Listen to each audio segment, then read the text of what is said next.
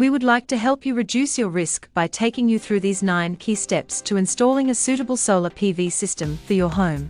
Step 1. Reduce your energy usage. Step 2. Understand your energy consumption. Step 3. Have a look at your roof and determine how much roof space is available for solar panels. Step 4. Pick your type of system.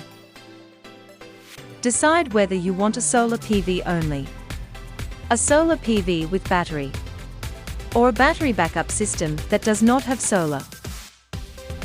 Step 5. Decide whether you would like to deliver excess electricity to the grid. Step 6. Decide on the size of your solar PV system. Step 7. Decide on the brands and models of key components. Step 8. Consider financing options. Step 9. Select an installer or contractor.